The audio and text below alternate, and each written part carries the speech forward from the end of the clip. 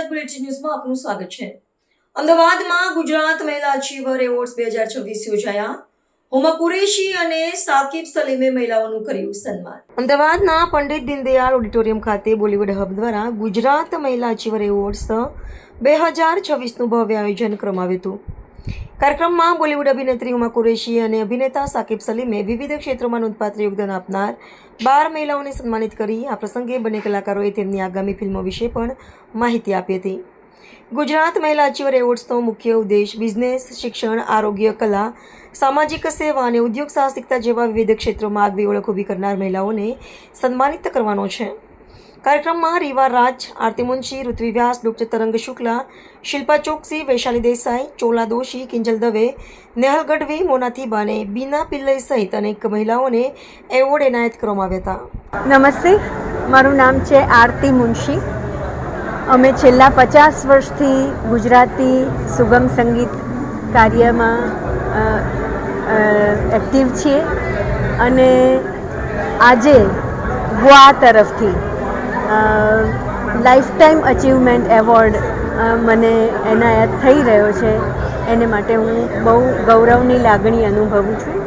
ખાસ કરીને ગ્રીષ્માબેનનો અને બોલિવૂડ હબનો હું ખૂબ ખૂબ આભાર માનું છું। Namaskar. First of all, congratulations to Grishma ji and Atrish bhai for organizing such a beautiful event and બધા women achievers ને felicitate કરવા માટે એમને જે આ ઇનિશિયેટિવ લીધો છે એના માટે ખૂબ ખૂબ શુભેચ્છાઓ એમને।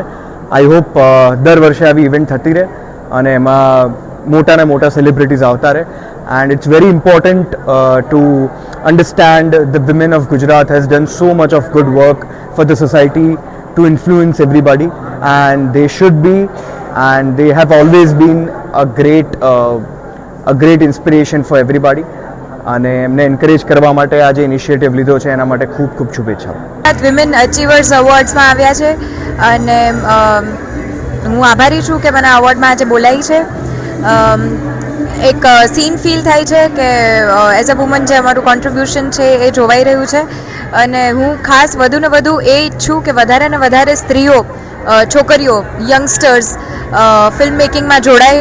ખાલી એક્ટિંગમાં નહીં પણ રાઇટર્સ બને, ડિરેક્ટર્સ બને, સિનેમાટોગ્રાફર્સ બને, કારણ કે આપણા વર્કફોર્સમાં વિમેનની જરૂર છે। એટલે સ્ત્રીઓ જેટલી વધારે જોડાય ફિલ્મો બનાવવામાં પણ જેમ બધા જ ફિલ્ડમાં જોડાઈ રહી છે એ રીતે તો મજા આવશે। ક્રિએટિવલી વિમેનનો એક અલગ પર્સપેક્ટિવ હોય છે દુનિયા જોવાનો। કદાચ મેલનો એક પર્સપેક્ટિવ હોય, એક ફિમેલ પર્સપેક્ટિવ કે ફિમેલ વોઇસીસની આપણને વધારે જરૂર છે તો એ થઈ શકે તો વધારે મજા આવશે। ખાસ કરીને લાસ્ટ સવાલ એક શું જશે ફિમેલ માટે મેસેજ એક મહિલા તરીકે શું કઈ રીતના કહો છો?